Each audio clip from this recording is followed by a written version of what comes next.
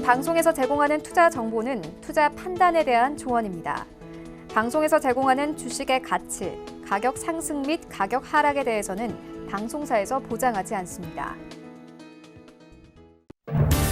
시청자 여러분 안녕하십니까? 오늘장 내일장 1부 출발하도록 하겠습니다. 서정덕입니다. 월요일 시장 분위기 좋습니다. 양시장 모두 상승 흐름 가져가고 있고요. 상승폭도 꽤 큽니다. 지난주와는 확연히 다른 시장 상황이 연출이 되고 있는데 일단은 중국 쪽에서 호재가 좀 나왔습니다.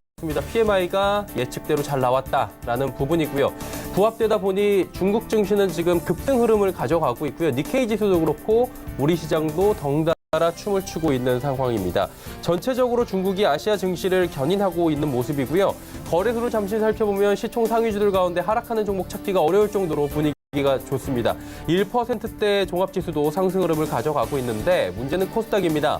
코스닥 상승 폭은 0.8% 정도 나쁘지 않습니다. 그런데 제약바이오 종목들이 시총 상위에 포진이 돼 있습니다.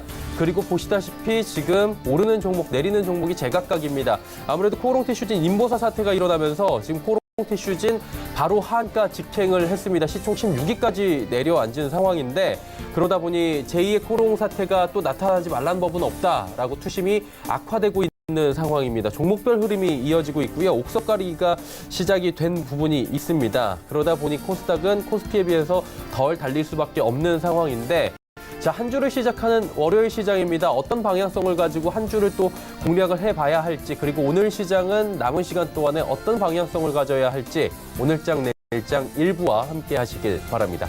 헤드라인 뉴스부터 전해드립니다. 수출의 양대축인 반도체와 중국 수출이 흔들리며 수출 실적은 넉 달 연속 하락한 것으로 나타났습니다.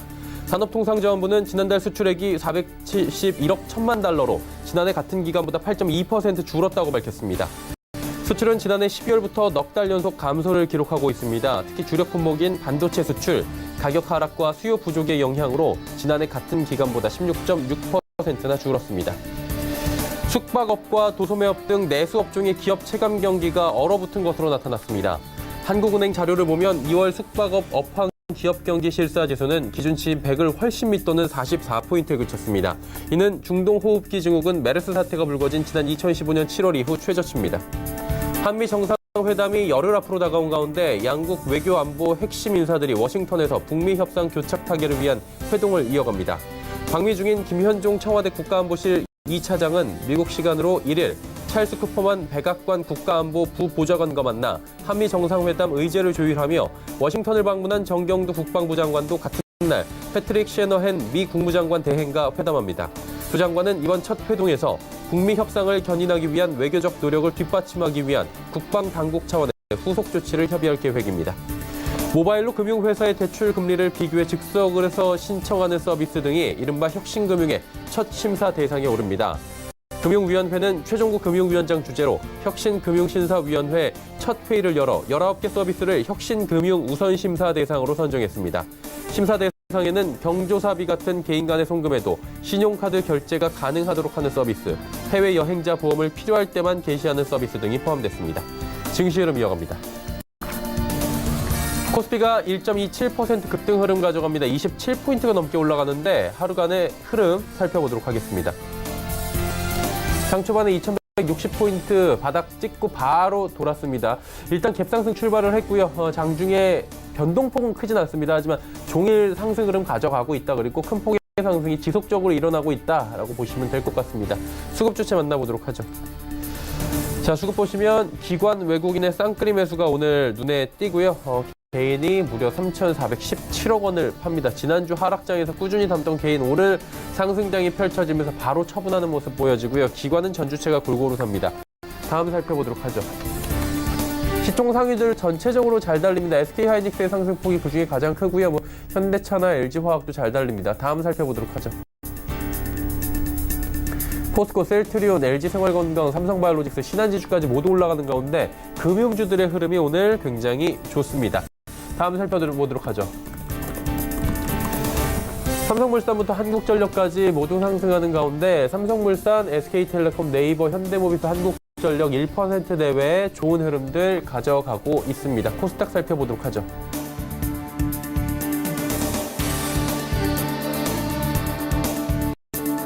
자, 코스닥은 735포인트대에서 움직입니다. 6포인트 상승하고 있고요. 0.8% 정도 지금 올라가고 있는데 하루간의 흐름을 좀 살펴보도록 하죠. 일단 코스닥 같은 경우에도 730 상승 출발을 했고요. 장중 고점은 736포인트대까지 지금 올라가고 있는 상황입니다. 수급 주체 만나보면 기관만 삽니다. 539억 원. 기관은 전주체가 또 역시나 골고루 사주고 있는데 상승장에서 개인 팔고요. 외국인이 지금 185억 원 정도 매도하고 있는 모습입니다. 시총 상위주들 살펴볼까요? 흐름이 좀 다릅니다. 셀트리온 헬스케어 오늘 상승 출발했는데 상승을 지켜내지 못하고요. 지금 보합권 수준에서 움직입니다.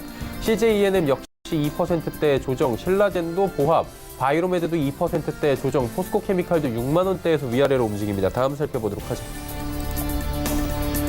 메디톡스 그리고 휴젤 정도만 지금 올라가고 있는 모습인데 스튜디오 드래곤 역시 지금 상승을 하긴 하는데 큰 폭의 상승은 없습니다. 셀트리온 제약도 상승폭이 크진 않고요. HLB도 조정이 좀 나오면서 8만 원 이탈됐고요. 펄어비스도 보합권 수준입니다. 다음 살펴보도록 하죠. SK머티리얼즈, 휴젤, 파라다이스, SFA는 올라가지만 제넥신 빠집니다. 전체적으로 볼 때 지금 코롱테슈진의 인보사 사태로 인해서 지금 제약바이오주 대형주도 안심할 수 없다라는 지금 인식이 나오고 있는 것 같습니다. 코롱테슈진 단숨에 시총에도 보이지 않습니다. 16위권까지 지금 내려가 있는 상황입니다. 다음 살펴보도록 하죠.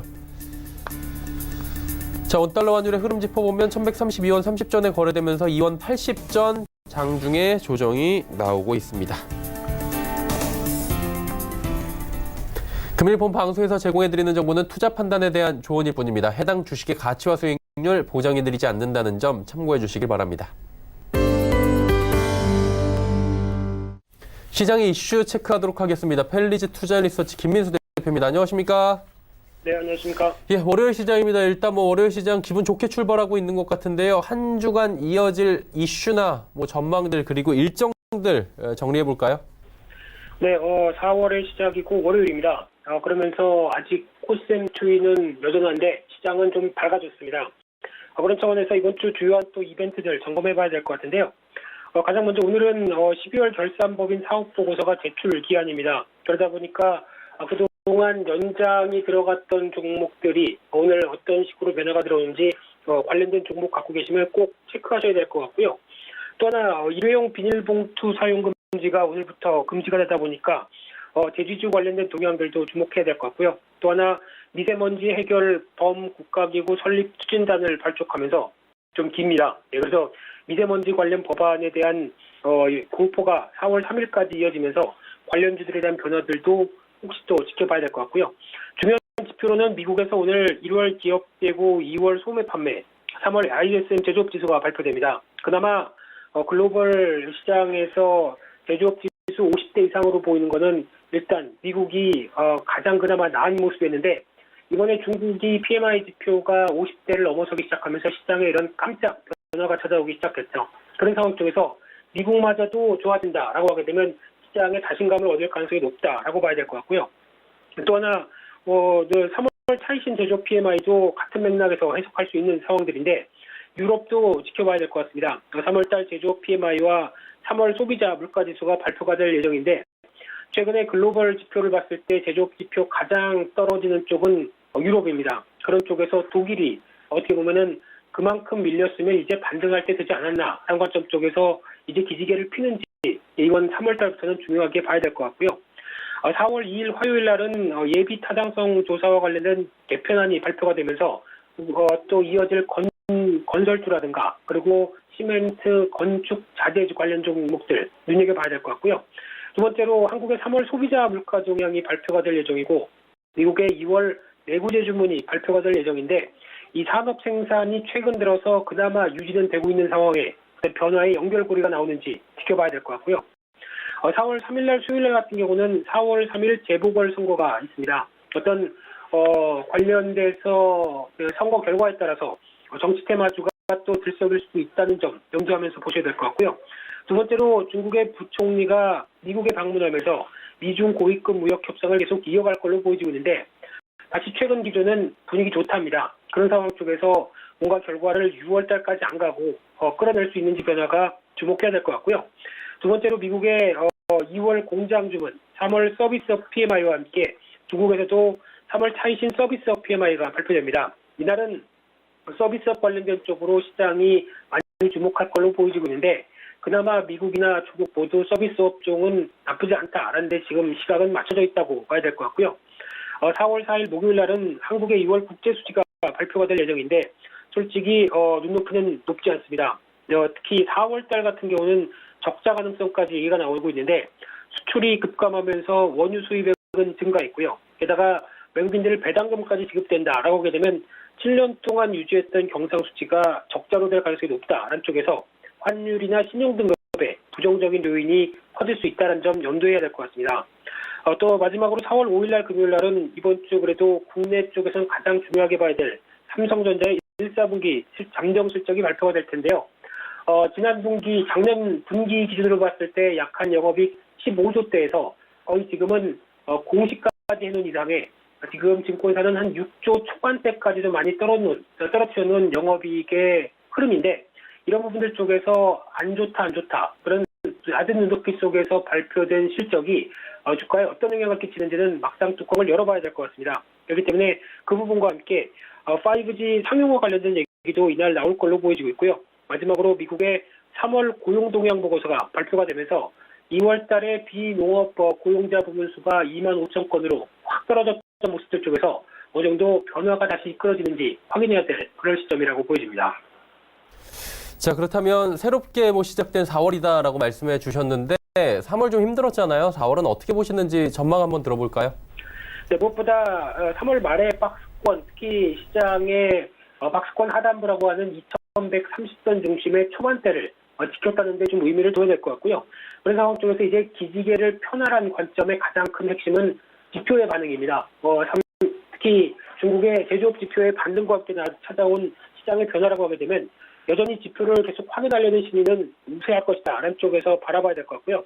하지만 이번 주 당장은 또 삼성전자 실적 발표를 통해서 안 좋은 실적이 시장에 미치는 영향 이런 쪽은 계속 확인할 필요가 있기 때문에 변동성도 만만치 않을 거라고 봐야 될 것 같고요. 그와 함께 환율 동향과 함께 외국인 매매 계속 체크를 하되 일단 적극적으로 움직임을 나서기보다는 여전히 확인할 건 확인하자라는 심리가 강한 시장의 흐름을 꼭 체크하셔야 될 것 같고요. 여전히 종목 중심의 대응이 아직까지는 우세하겠다. 이런 관점 쪽에서 4월 시장도 화이팅 하셨으면 좋겠습니다. 네, 4월 시장에 대한 이야기까지 들어봤습니다. 오늘 말씀은 여기까지 듣도록 하겠습니다. 고맙습니다. 네, 감사합니다. 펠리지 투자 리서치 김민수 대표와 함께했고요. 이슈 칼럼 바로 이어갑니다.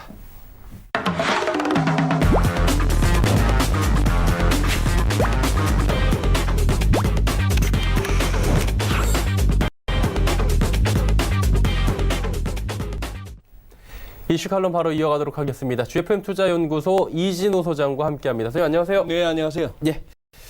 중국 쪽에서 또 좋은 소식이 그래도 들려오네요. PMI가 좀 잘 나온 것 같은데 지금 보니까 중국 지수가 2.38% 상해 네. 지수가 지금 상승하고 있습니다. 이게 일단은 의미 있게 좀 받아들여도 되는 건가요? 단기적으로 그냥 반짝하는 거라고 봐야 될까요, 이건? 일단 리커창 총리가 예. 충분히 예고를 했죠. 그렇죠. 좋을 것이다라고 좀 좋을 부채질 것이다. 했잖아요. 예, 네. 예.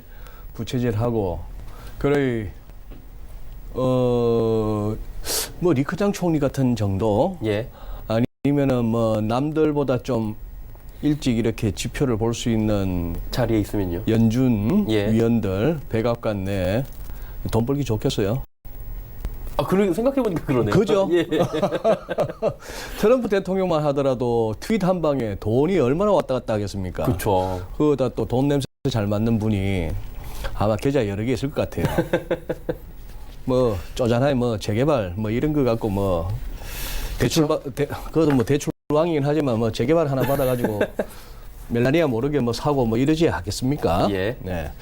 어쨌거나 지난 3월 중에 1, 2월 좋았던 장이 3월에 조금 이렇게 꺾였죠. 쉬어가는 네. 그 가운데에는 지표에 대한 부담이 있었죠. 예, 그렇죠. 독일의 산업 생산이 안 좋다. 안 좋고. 특히 또 이제 PMI 관련해서는 중순쯤에 한번 유럽, 프랑스, 독일, 유로존 종합, 그날 또 미국도 나오고 예. 했는 그런 상황이고, 그 다음에 수출입 지표나 이렇게 중국 PMI도 1, 2월 춘절 끼어 있고 한 그 와중에는 안 좋았는데 우선 수치 보시면 이렇습니다.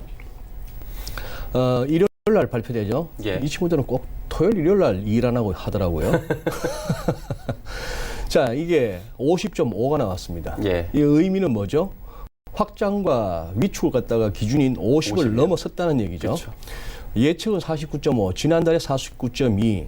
자, 이거 인베스팅닷컴에서 이렇게 그래프를 가져왔는데 예. 지금 이걸 보니까 멀리 이걸 갖고 호들갑을 떨어 싶은 생각이 듭니다. 커서 거기 같은 느낌은 사실 좀 들어요. 느낌은 저도. 들죠. 예.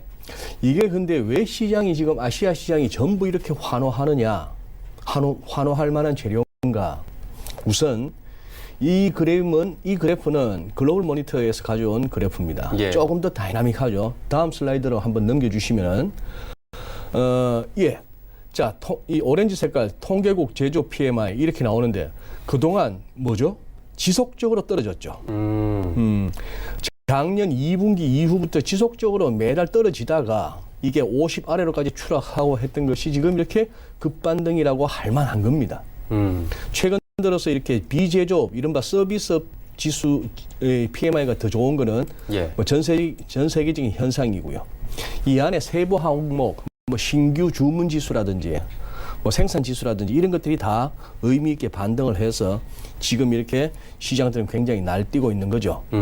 좋아할 만합니다. 거기다가 뭐 이 그림은 똑같은 글로벌 모니터의 그림인데 다음 슬라이드 넘겨주시고 네 보면은 이게 이제 요 빨간색 칠한 것이 이 해마다의 3월 달에 PMI가 이렇게 반짝반짝 뛰었다는 얘기입니다. 그러니까 이게 결국 1월이든 2월이든 춘절이 있는 그 1, 2월에는 조금 부진하다가 부진하고. 그다음에 이제 3월에 이런 식으로 기저 효과가 나타났다는 얘기죠. 2016년, 2017년 동안에는 그동안 올라왔던 것이 이렇게 됐고 특히 작년 아까 말씀드린 바와 같이 2분기 이후 쭉 깔아졌던 이것이 특히 작년 4분기에 글로벌 증시를 갖다가 무너뜨리기도 하는 그런 재료였습니다만 예. 이 정도 그림이라면은 아까 인베스팅닷컴의 그 막대 그래프로 표시한 것보다는 훨씬 시각적으로나 보나 이렇게 그리기 나름입니다만 뭔가 바닥을 친 것 같은 느낌이 살짝 들죠. 예, 괜찮아 보이네요. 괜찮아 보이는 그림. 예. 거기다가 뭐 어쨌거나 지금 잘 돼간다라고 하는 사람은 누구죠? 문우신 장관 아니면 레리 커들로 국가경제위원회 위원장이죠. 예. 로버트 라이트하이즈 무역대표부 그쪽에 미국 무역대표부의 대표나 피터 나바로 같은 양반은 조금 뭔가 나오면은 볼턴하고 이쪽 사람들은 나오면 뭔가 조금 사람들이 긴장을 합니다만 쎄한 느낌이 좀 들죠. 예. 문우신하고 커들로는 주로 그런 류죠. 그냥 좋은 게 좋은 거 아니겠습니까? 그냥 우리 열심히 하거든요. 예. 뭐 잘 된다고 봐주세요. 뭐 세세하게 알려고 들지 마세요. 그냥 좋으면 좋은 줄 아세요. 이런 스타일이에요. 예. 이렇게 대문짝만하게 이렇게 류허하고 이렇게 둘이 악수하는 장면. 그리고 결국 concluded constructive 아주 건설적인 무역 협상을 베이징에서 우리 끝냈다. 이제 그리고 다음 주에 류허가 워싱턴으로 날아와서 이 중요한 토론을 갖다가 계속 이어가기를 기대한다. 뭐 이런 정도.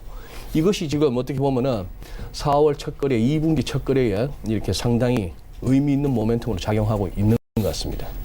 일단은 뭐 전체적으로 봤을 때는 50이 살짝 넘어가는 수치는 별거 아닌 것처럼 보일 수 있지만 그동안에 워낙에 부진을 해서 모멘텀을 보는 거죠. 예, 시장은. 올라왔다는 부분을 모멘텀을 우리가 좀 보는 봐야 거죠. 되는 네. 거고 예측치보다 일단 뭐 1포인트가 넘게 올라왔다는 것도 굉장히 네. 또 의미 있는 부분이다라는 건데 이게 중국도 괜찮은데 미국 쪽이 이게 호재로 봐야 될지 모르겠는데 백악관에서 연준을 향해서 50bp 내려라고 또 압박 이거 근데 괜찮은 거예요? 이렇게 해도?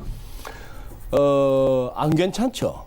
원래 이렇게 하면 안 되는 거죠. 괜찮지가 않은 거죠. 예. 괜찮지가 그러니까요. 않은 건 말이 왜 이렇게 안 되죠? 예. 안 괜찮은 겁니까? 괜찮지 않은 겁니까? 뭐 그러면 안 되는 겁니까? 뭐 다 비슷한 말인 것 같아요. 비슷한 말인데 지금 시대에는 가능하죠.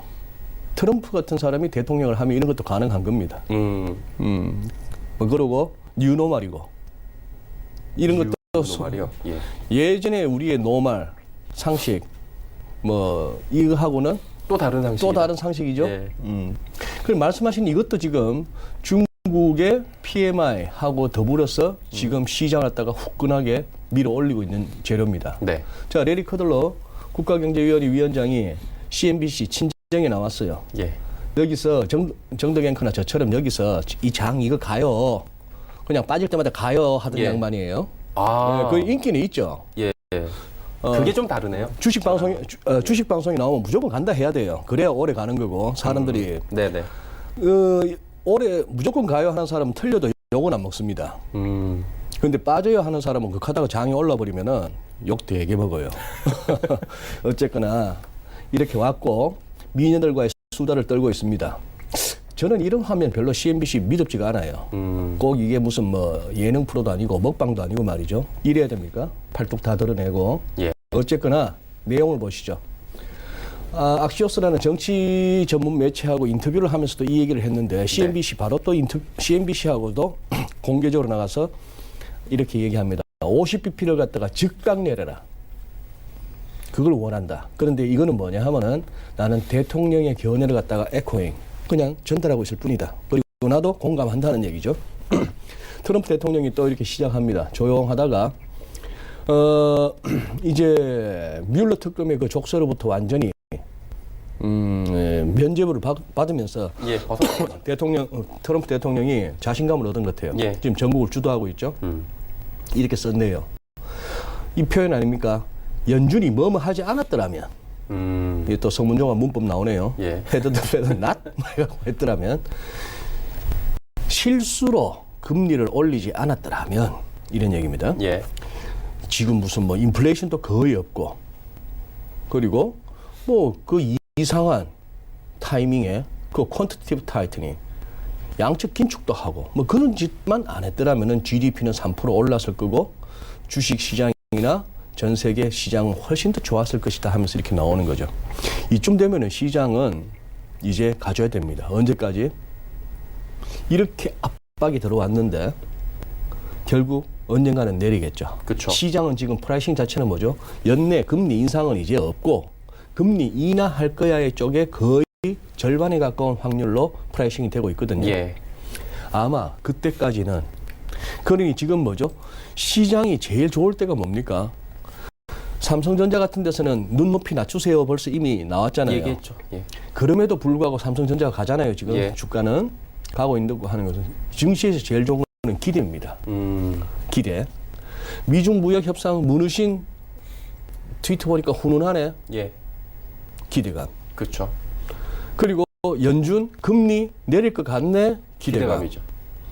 중국 지표 보니까 이제 턴어라운드 하는 것 같네. 경기 바닥친 것 같네. 기대감. 이러면 장은 생각보다 끈적끈적하게 많이 가죠.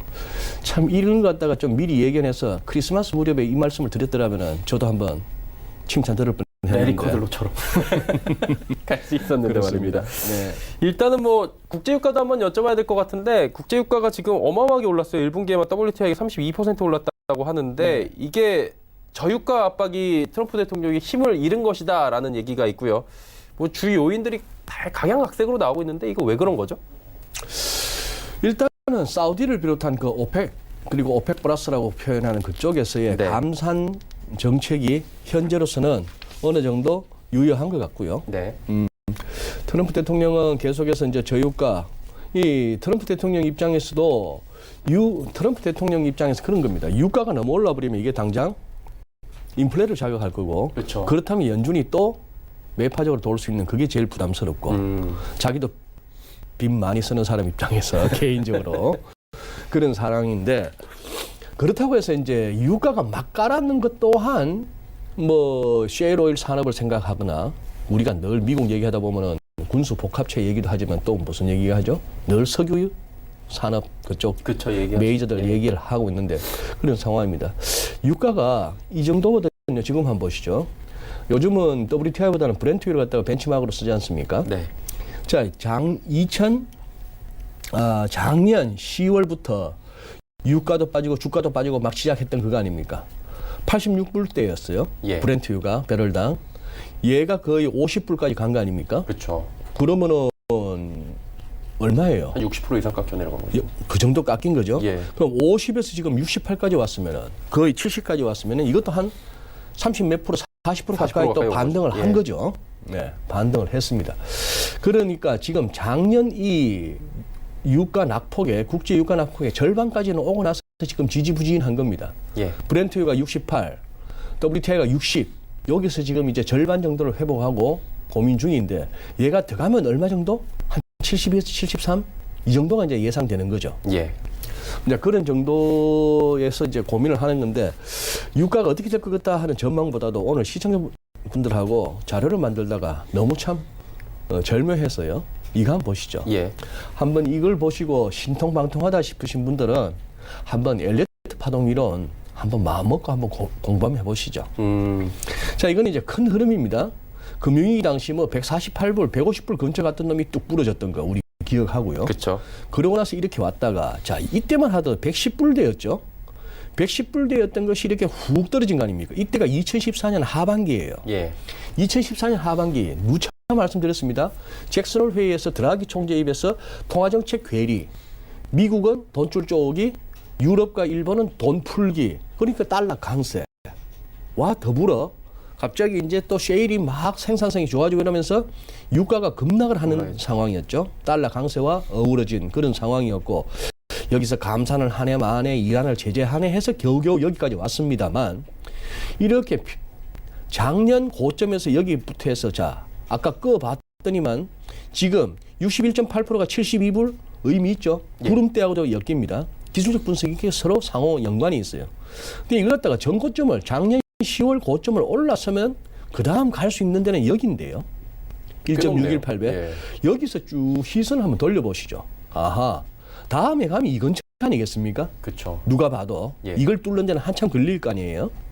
이것마저 여는 그런 상황이 좀처럼 오기가 힘들다고 보지만, 혹시 열린다면 그 다음에 어디까지 갈까요? 여기까지 갈 수 있다라고 기술적으로 전망이 됩니다. 예. 이건 쭉 갔더니만 역사적 고점이네요. 예. 이게 보면은 결국 여기서 드리고 싶은 말씀은 뭐냐 하면, 앞으로 유가가 어떻게 된다기보다도 제가 이렇게 뭐 주로 지수, 환율, 금리 같은 데다가 피보나치를 많이 끊는데, 이게 알고리즘에 다 입력이 돼서 그 레벨이 돌파되면 한꺼번에 기계들이 분주하고요. 어느 구간에서 어느 구간 사이에는 좀처럼 거기에 어게인스트하는, 거기에 반하는 주문은 잘 안 나오는데, 예. 희한하게도 여기서 보시는 것은 뭐죠? 왜 가격이 오르고 빠지는데도 이게 나중에 돌고 나면은 목표로 삼을 만한 레벨이 왜 이렇게 다 족보가 있지? 이게 참 신기합니다. 좀 묘한 느낌 들지 않으세요? 그렇죠. 네. 마치 짠 것처럼 저기 이렇게... 알고서 저만큼 빠졌다가 돌아서는 것 같은 예. 그런 상황입니다. 한번 이게 뭐 캐캐묵은 거라고 생각하지 마시고, 이것도 여전히 현대에서도 이른바 기계들이 움직이는 알고리즘 매매에서도 다 이것이 중요한 조건으로 입력되는 것만큼 파동이론 한번 관심 있으신 분들은 이렇게 짬짬이 공부하셨으면 좋겠습니다. 네. 이제 외환시장 좀 짧게 여쭤보도록 네. 하겠습니다. 하느니 외환시장 개입 내역 공개했는데, 이게 처음 공개된 작년 하반기의 외환시장 흐름에 대해서 네. 좀 이야기를 나눠보면 어때요? 이게 어땠습니까? 예, 뭐 소규모 이렇게 순매도로 나왔는데 예. 미국이 문제 삼을 정도는 아닙니다.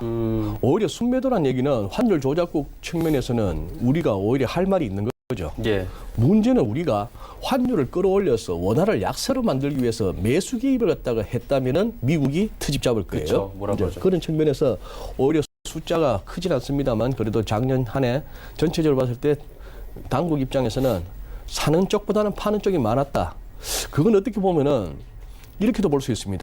작년 2월도 마찬가지였고, 작년 10월부터 크리스마스 전날까지도 그 급락하는 와중에, 굉장히 정신없는 와중에, 그래도 우리 환율이 1140을 좀처럼 못 올랐었던 가운데는 그나마 저는 어느 정도 작용을 했겠구나. 요즘 이렇게 우리 당국 변수를 갖다가 그렇게 크게 잡을 거는 없는 것이 시장 수급과 심리. 예. 이것이 워낙 팽팽해요. 워낙 팽팽해서 당국이 크게 걱정 안 해도 안정적인 환율로 가는 그런 상황이라서 이제 그 정도 크게 문제될 만한 내용은 아니다라고 보여집니다. 네. 그리고 뭐 소장님께서 예전에도 언급을 해주셨지만, 대한민국의 그 환율 정책하시는 분들이 일을 꽤 잘한다. 잘하시죠. 예, 네. 이렇게 또 얘기를 들어가지고 안심이 되고요. 이제 4월 1일이에요, 벌써. 뭐 아까 네. 저희 담당 PD는 벌써 4월이야라고 얘기를 하고 있던데, 그렇습니다. 이제 뭐 1분기 실적이 발표될 부분이 있고요. 삼성전자 아까 말씀을 해주셨지만 눈높이 낮춰준 부분도 있습니다. 그 어떻게 이번 한 주나 아니면 이번 실적 시즌은 좀 보는 게 좋을까요? 네, 이번 주 의외로 굉장히 중요한 지표들이 많습니다. 참 이렇게 몰리기도 힘든데요. 한번 정리한 거 보시죠. 이코노데이에서 이렇게 들어가시면은 우리 시청자 여러분께서도 이코노데이.com 들어가시면은 이걸 얼마든지 찾아보실 수가 있는데요. 네. 잘 일목요연하게 오늘 당장 중요합니다. 유럽 쪽에 PMI 나오고요. 소비자 소매 판매 나오고, 뭐 미국도 PMI가 나옵니다. 특히 ISM 제조업 지수 지금쯤은 중요해요. 네. 중국이 좋게 나왔으니까 ASM 제조업지수 잘 나올 것 같습니다. 좋아서 잘 나오는 것도 있겠지만 어지간히 좋으면은 거기다 좀 더 좋게 마사지 할 것 같은 느낌이 들어요. 지금은 그래줘야 되는 때입니다. 왜? 저 높으신 양반이 그걸 원해요.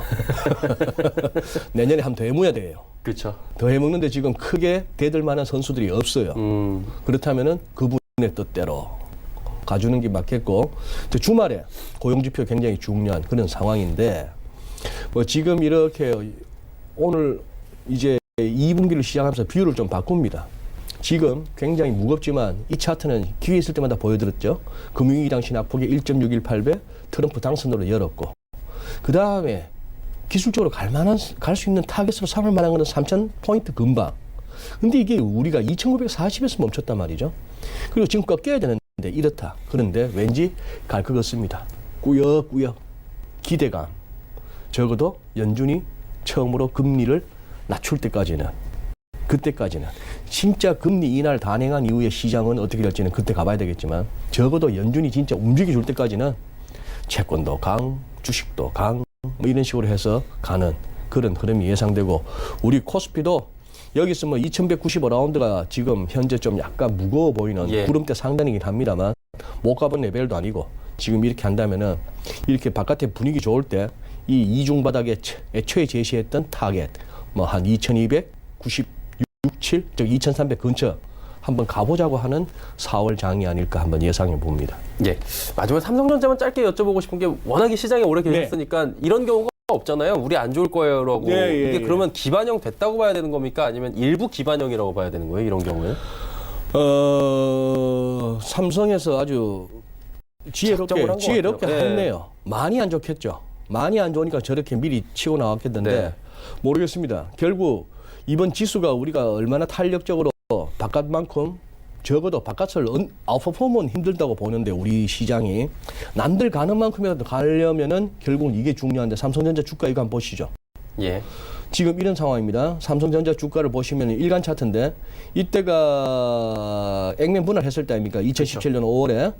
자, 여기고 지금 이 상황에서 잘 왔다가 금년에 1분기에 지수가 제법 올라올 수 있을 때는 삼성전자하고 하이닉스가 컸던 거죠. 그쵸. 외국인들이 쫙 땡겼고, 그다음 여기였고, 지난주에 이제 조심하세요, 눈높이 낮추세요 했지만 지금 어쨌거나 이제 또 일어난 상황이죠. 예. 금요일 날 지표 얼마나 안 좋게 나올지는 가봐야 되는 거고, 안 좋게 나왔을 때 그럼에도 불구하고 결국 이렇게 꺼질 수 있는 추세선, 이 선을 갖다 딛고 올라선다면은 아까 살펴보셨던 S&P 500이나 코스피에서 말씀드렸던 그냥 기대감으로 가는 장. 나중에 가서 이것이 진짜 경기가 저점 찍고 돌았는지, 그러다 보면은 연준이 오락가락했는 그것이 결국 경기를 오버킬 하지도 않고 너무 긴축적으로 가서 경기를 죽이지도 않고, 그렇다고 해서 뭐 엄청난 버블로 몰고 가지도 않고 적절히 잘했다라고 연준이 칭찬을 들을는지, 아니면 이것이 결국은 트럼프 재선 전후해서 역대급 버블을 만든 다음에 트럼프가 결과가 뭐 어떻게 되든 간에 내년 후반 무렵에 또 한번 꽝이 올라는지, 뭐 그런 식의 흐름인데, 지금은 어쨌거나 즐겨야 될 때인 것 같습니다.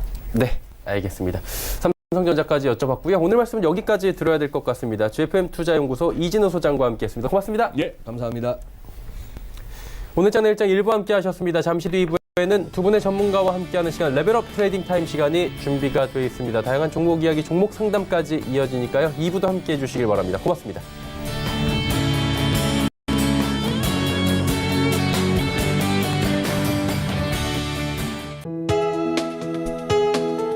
본 방송에서 제공하는 투자 정보는 투자 판단에 대한 조언입니다.